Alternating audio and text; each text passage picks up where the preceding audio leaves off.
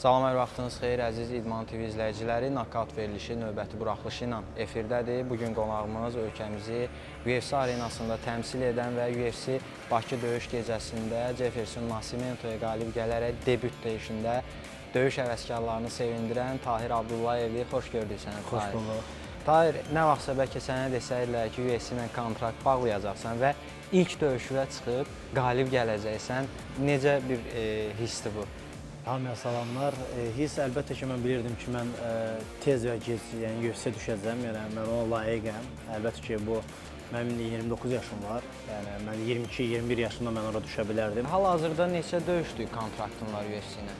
UFC hamıda standartdır, yəni 4 döyüşlü kontrakt verirlər. 4 döyüşlüdür, birini keçdik, qaldı 3. Jefferson Nasimento üzərində qalib gəldin. Təbii ki, o məqama ayrıca toxunacaq və hal-hazırda növbəti rəqiblə bağlı ümumiyyətlə bir məsələ varmı? Yəni danışıqlar aparılırmı? 3 ay qalmış, 2 ay qalmış döyüşə mən təxmini datanı deyirəm. Deyirəm ki, hansı vaxt mən hazır olacağam, hansı döyüşlərə. Yəni onlar həmin vaxt bizdə yəni burada seçmə yoxdur da. Həmin vaxt mənə deyəcəklər ki, tutaq ki, filan vaxtı, filan yerdə rəqibim burada döyüş var. Yəni sən onlara artıq tam hazır olduğun anda məlumat verirsən. Deyirəm ki, tutaq ki, oktyabr ayı, noyabra və onlar da mənə datanı verirlər ki, rəqibi seçirlər, datanı verirlər, deyirlər ki, filan vaxtı sən döyüşəsən, filan kəsdə. Rəqibdən söz düşmüşəm, ümumiyyətlə Nasimento ilə hər hansısa bir revanş məsələsi aktualdırmı bu mövzu? Yox, bu revanş aktual deyil. Niyə? Çünki bizim çəkimiz özü bilirsiniz ki, ən belə güclü çəkilərdən biridir hal-hazırda. Nasimento uzunluğuna görə bizdə ikimizdə debüt idi. Yox, olası deyil, heç inanmıram da olsun. Yəni o gələcəyində bəlkə o nəsə bu çəkidə 77-də qalsa, nəticə versə, inanmıram ki, verər. Amma nəticə bu, yəni bu çəkidə versə, əlbəttə ki, nəsə ola bilər. Biz yəni ikimiz top döyüşçü, top onluğa düşsək, hə, nəsə ola bilər, amma belə yox. Çünki rəqib özü də, yəqin ki, döyüşü izləyənlər razılaşarlar bizimlə. Döyüş əsnasında nokaut oldu və bunu qəbul etmədi. Hətta sosial şəbəkələrdə də bu məqam çox müzakirə olundu. Həmin məqam haqqında istərdim bir qədər danışa. Yəni nə baş verdi orada? Nasimento çox güclü döyüşçüdür, çox xarakter. Döyüşü izlədiyimizdə sanki belə bir təəssürat yaranırdı ki, rəqib səndən qaçır. Bilmirəm, indi bu onun game plan deyirlər, yəni döyüş planına daxil idi və yaxud hansı məqamlar. Amma 3 raund ərzində adam demək olar davamlı olaraq qaçdı. Sadəcə məqam düşəndə xal almağa çalışırdı. Bu rəqibi mənə verəndən sonra, mən bunun döyüşlərini izləyəndən sonra bilirdim ki, yəni bu belə də olacaq. Biz Ruslan Efendi'ndən, yəni biz bunu hazırlaşırdıq bunun üstündəki.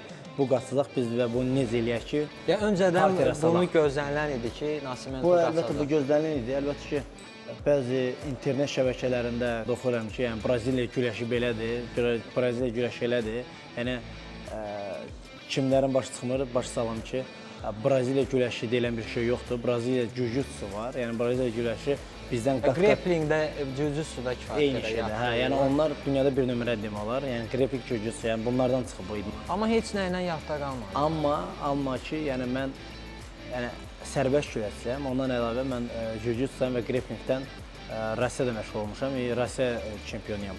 Ümumiyyətlə razılaşırsanmı ki, hal-hazırda güləş bazası yaxşı olan idmançılar UFC-də daha çox irəli gedə bilirlər? Nəinki UFC-də, güləş bazası olan idmançılar nəinki UFC-də, MMA-də əlbəttə irəli gedə bilir. Çünki mən özüm güləşçi olmuşam, amma görürsünüz ki, mən əl-ayaq işləyirəm. Niyə? Çünki bilirəm ki, əl-ayaqda nəsə alınmazsa, biz onu güləşə çevirəcəyik. Tahir, sən özün döyüşləri izləyirsən və düzdür, bu bir dönəmə qədər belə idi. 8 çəkinin demək olar əksəriyyətində güləş yönümlü idmançılar idi. Lakin son illər, xüsusilə də biz bunu döyüş öncəsi, UFC gecəsi öncəsi verilişimizdə də müzakirə edəndə mən bildirdim ki, yəni o sıfır amili var idi. Onlar getdi, hansı ki Xamzat Chimaev məğlub oldu, İlya Topuria məğlub oldu və bunun kimi digər döyüşçülər, hansı ki güləşləri çox yaxşı idi. Xamzatın özü çox üst səviyyə güləşə sahib bir döyüşçüdür, lakin məğlub oldu. Ümumiyyətlə, son vaxtlar bilmirəm bu nə ilə qaynaqlanır. Sanki güləşçilər nə iləsə yadda qala bilmirlər. Artıq necə deyim, tapılıbmı onun sirri? Güləş əlbəttə ki, əl-ayaq işləyənlər, indi MMA-də olanlar başlayıblar planları dəyişməyə. Bunu demək olmaz ki, yəni güləşçilər uduzmağa başlayıb. Yox, çünki Topuria özü güləşçi də amma gecdən stoykada başladı. Çimayevin özü də. Çimayevin özü 20 kilo çəki atır. Udmaq və uduzmaq bu ancaq güclü və zəif demək deyil. Yəni filankəsdən güclü və zəiflik yox. Burada amillər var ki, çəki atma, bərpa prosesi, ondan sonra psixoloji proseslər. Yəni bu 3 proseslər var. Bunları düzgün keçmək lazımdır. Ondan sonra döyüşə qatılmaq lazımdır. Yəni demək istəyirəm ki, bu 3 şey keçəndən sonra döyüş başlanır. Yəni sən bunları super keçəndən sonra siz də eyni səviyyədə olursunuz. Şamsızlıqın bundan yəni üstün oldu ona görə. Amma mən demərəm ki, Çimayev zəifdir. Çimayevin yəni çəki atması və bərpa prosesləri yaxşı olsaydı, Çimayev maksimum 1-ci raund ya da 2-ci raundda yəni boğmadan ya da nokautdan udacaqdı. Mətbuat konfransında döyüşdən sonra hətta bu sosial şəbəkələrdə də kifayət qədər yayıldı və bildirdin ki, mən Sumqayıt güləş məktəbini və Masallı güləş məktəbini təmsil edirəm. Və səhv eləmirəmsə, sən özün Rusiyada başlamısan məşqlərə, orada yaşamısan. 1997-ci ildə Masaldan anadan doğmuşam, yəni dünyaya gəlmişəm. Masalda mən Təhmas müəllimin yanında məşq eləmişəm. Ondan sonra köçmüşük biz Sumqayıta. 2-3 ildə Sumqayıtda mən məşq eləmişəm, alüminium zalda. Ondan sonra mən Rusiyaya köçmüşəm. Daha sonra orada Əlbəttə. Orada elan olundu ki, belə açıqlamaq eləyim ki, yəni mən güləşlə davam eləməliydim. Yəni yaxşı zal tapa bilmədiyimə görə elan olundu ki, qardaşlarımla birlikdə MMA-ya başladım. İlk güləşin sayəsində mən demək olar Moskva köçəndən bir 6-7 ay sonra Moskva çempionu oldum. MMA-dən. Hə. Və bunu başladım davam eləməyə. Rusiyalı döyüşçülər bu coğrafi olaraq biz götürsək Dağıstandan, ümumiyyətlə digər ərazilərdən hal-hazırda UFC-də yaxşı nəticələr verirlər. Elə Həbib başlatdı bu yolu və Rusiyalı döyüşçülər davam edirlər. Biz görürük ki, yerli idmançılarımız Həbibgilin zalında gedib məşq keçirlər və güləşlərini daha da inkişaf elətdirməyə çalışırlar. 2-3 il Azərbaycan tez-tez gələm, burada məşqlər keçirəm, amma ona qədər, həmin zamana qədər mən Dağıstanda olurdum. Dağıstanda mənim demək olar ki, ikinci evim kimidir. Döyüş sambosundan Rusiya çempionuyam, idman ustasıyam Rusiyadan. Və mənim zalımda Stragino deyilən rayon var, orada bir zaldan demək olar ki, Rusiyanın ən tanınmış döyüşçülər oradan çıxıb. Və hamısı demək olar Dağıstan Çeçen olduqlarına görə mən Dağıstana tez-tez gedirdim. Demək olar ki, Dağıstan mənim ikinci evim kimi idi. İndi də elədir və Maxaçkalda o vaxtlar elə bir məni çox orada tanıdılar, nəinki Azərbaycanda. Tahir, ümumiyyətlə döyüşdən sonra səninlə kim əlaqə saxladı? Bu döyüşçülərdən, dostlarından, tanınmış idmançılardan, ümumiyyətlə yazan, təbrik edən, səni dəstəkləyən? Tanınmış idmançılar çox idi. Mənim fikrimcə bütün Azərbaycanı bu idmanı sevən və idmançılar hər idmançının qələbəsinə sevinməlidir. Yeri gəlmişkən Azərbaycanlı döyüşçülərdən söz düşmüşkən bizim digər həmyerlilərimiz də UFC gecəsində oktagona çıxdılar. Təbii ki, çox istərdik ki, Nazim də sizin sıranıza qoşulsun, lakin təəssüflər olsun ki, yəni bu idman da hər şey ola bilər və bir növ Nazimdə həmin gün onun günü deyildi, belə deyək. İdman özdə uğurlu ki, mən özüm də nakalda düşə bilərdim. Mən nakaldayım, elanımdır ki, mənim də düşə bilərdim nakalda. Biz aylarla 2-3 ay biz təlim məşqdə keçirik, 15 dəqiqə döyüşmək üçün. Kim udarı görmədi, yəni nakalda düşə bilər. Nazimdə ona uğurlar demək istəyirəm. Nazim çox güclü döyüşçümüzdür. Həm mənim dostumdur, həm yerlimdir. Dostum olmasa da bunun yerli kimi. Onun qələbəsi bizim qələbəmizdir, onun məğlubiyyəti bizim məğlubiyyətimizdir. İlk döyüş sənin idi UFC Bakı gecəsində və yəqin ki, döyüşdən çıxdıqdan sonra həmyerlilərimizin qarşılaşmalarını izlədim və Nazimin döyüşündə Mateusz Camilo ilə bir məqam oldu. Nazim knockdown da oldu, lakin sonradan hakimə etiraz elədi və bildirdi ki, mən döyüşə bilərdim. Yəni həmin məqam haqqında yəni sən nə fikirləşirsən? Həmin məqam haqqında mənim fikrimcə Nazim əlbəttə ki, döyüşə davam edə bilərdi, amma yəqin ki, buna rol oynadı onun digər döyüşçülərimiz haqqında nə deyərsən? Fərman Həsənov Rafael Fərman. Fərman Həsənov çox gözəl. Fərmanla biz Amerika təlim məşqlərindən sonra birinci məşqləri bir yerdə elədik. Fərman çox gözəl formada idi.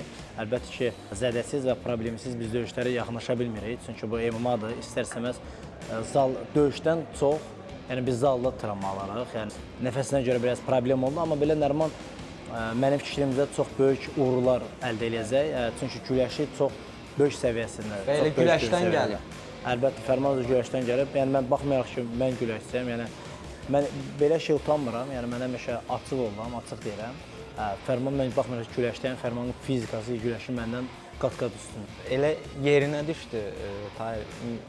Hər ikiniz eyni çəkidəsiniz welterweightdə və bunu mən mətbuat konfransında da səndən soruşmuşdum. İstərdim elə verilişimizdə də cavablandırasan.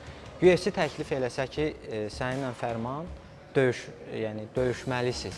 Belə bir təklif olsa, orada yüzlərlə döyüşçü var 77-də. İkimiz də debyutuq. Bu bir. İkincisi də biz eyni ölkədən və eyni zaldan olduğumuza görə, yəni orada matchmakerlər var ki, yəni onlar bunu təklif eləsi deyil. Eləsə də əlbəttə ki, mən döyüşəsi deyiləm. Yəni döyüşməyə qalsaydı, yəni Fərman mənim həm yerli, həm dostumdur. Döyüşməyə qalsaydı mənə Fight Night orqanizasiyasında kəmərə 77 kiloda Rus döyüşçüsü Dmitri Bükrovdan verəndə mən hərbi ki, onunla dostluq eləm. Yəni mən özüm dedim ki, döyüşəsi deyiləm, imtina elədim. Dedim döyüşəsi deyiləm, çünki istər-istəməz bundan bizim dostluğumuz var. Mənə öz döyüşçülərimizlə, öz tanışlarımla döyüşmək sərf eləmir. Hal-hazırda sənin mübarizə apardığın çəki çox çətindir. Çəkinlə bağlı hansısa bir yəni planın nədir ümumiyyətlə? Çıxışlar edəcəm, kimi hansısa döyüşçüsünü çağıracam inşallah. Tək el olansın ki, mən qələbə qazandım. Bu mənim arzum idi. Ən əsası mən arzuma çatdım ki, UFC-yə düşdüm. Çox qürurverici bir an. Bir sözlə yatsam yuxumda da fikirləşməzdim ki, amma yox, UFC-yə düşəcəm fikirləşirdim. Yəni bu uğur demək olmaz. Yəni şansdan çox şanslıdır. Məndə Allaha min şükür olsun, şans alındı və sən bunu dəyərləndirdin. Və bunu mən dəyərləndim. İkinci döyüşdən sonra top 15-ə, top 20 haqqında nəsə fikirləşmək olar. Hal-hazırda bir gənc döyüşçümüz də var, Məhəmməd Əli Osmanlı. TAF-da döyüşür və artıq ilk qələbəsini də qazandı. Həm Məhəmməd Əli, eyni zamanda digər döyüşçülərimizdən gələcəkdir. Çünki UFC-nin ölkəmizdə keçirilməsi bir növ təkan oldu yerli döyüşçülərimizə UFC-də yolunun açılmasına. Əlbəttə, mən bunu qabaqdan demək istəyirəm ki, İdman Nazirliyinə və yuxarı şəxslər hansı ki, bunu təşkil edər, onlara böyük çoxsağlığımızı demək istəyirik. Bizdə Azərbaycanda böyük bir problem nə idi? Problem mencər problemi idi və çıxış, həmin mərhələyə çıxış. Amerika liqasına vuruşmaq üçün gərək sənin ora yolun düşsün, orada sən məşq eləyəsən. UFC-nin kontraktda olduğu döyüş təşkilatları ilə. Əlbəttə, döyüş təşkilatlarında və həmin ölkədə sən görünməlisən. Mənim ora düşməyimin böyük bir təkanı o oldu ki, mən Amerika düşə bildim və orada özümü zalda göstərdim. İlk necə oldu? Yəni sən necə bildin ki, UFC-yə artıq düşmüsən? Ya həmin hissləri mən istərdim. Mən onu orada rus dilində dedim, bilməm azalığını tərcümə elədim ya yox. Şirafsan Kərimovdan, mənim dostum, menejerim, biz vizaya başvurduq. 4-cü də mənə vizanı verdilər. Ən böyük sevincim o idi ki, vizanı mən aldım. Vizanı alan ki, mən sevinməkdən əlavə hiss elədim ki, elə bir olur yeməyin hissi, yəni məsələn hansı yeməkdir.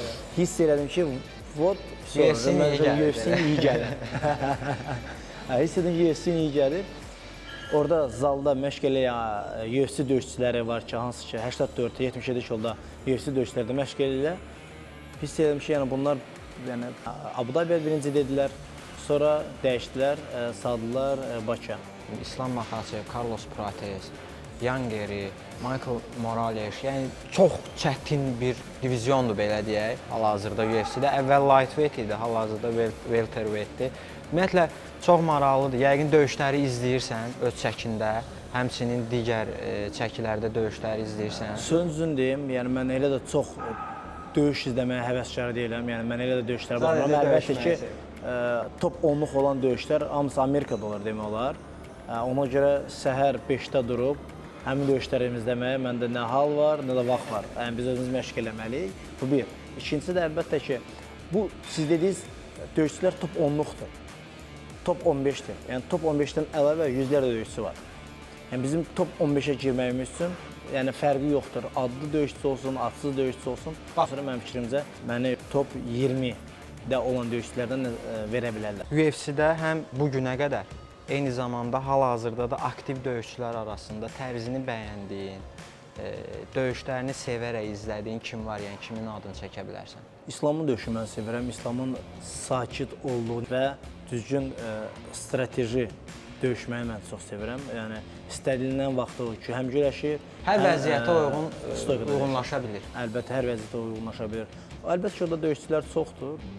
Belə adlar da mən deyəməyəcəm, çünki məndə ad problemi var. Görsəsə deyəcəm kimlərdir. Biz artıq sağollaşmalıyıq. Son olaraq Tahir, sənin planın nədir?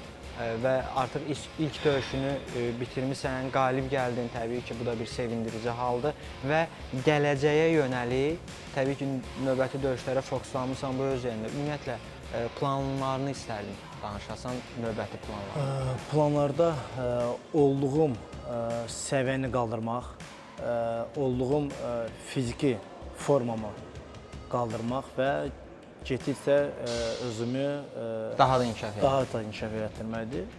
Tahir, sənə uğurlar arzu edirik və bir MMA döyüşçüsünün yüksək səviyyəyə gəlməsi üçün səndə hər bir potensial var. Həm güləş, həm striker gücü, eyni zamanda digər psixoloji amillər. Ümid edirik ki, nə vaxtsa elə ölkəmizə kəməri gətirərsən. İnşallah, Sən eyni zamanda digər döyüşçülərimiz bizdə döyüşçülərimiz çoxdur. İnşallah hamıya uğurlar arzu edirəm. Necə Fərman demişdir, 1997-ci ildə Masalda göz açıb və dünyanın bir nömrəli təşkilatında qələbə qazanmaq, yəni bu çox mümkündür. Özünüzə inanın və irəli gedin. Biz bir də güclüyük. Bəli, əziz izləyicilər, qonağımız ölkəmizi UFC arenasında təmsil edən Tahir Abdullayev idi. Nokaut verilişi burada sona çatır. Bizimlə qalın, sağlam qalın. Hələlik.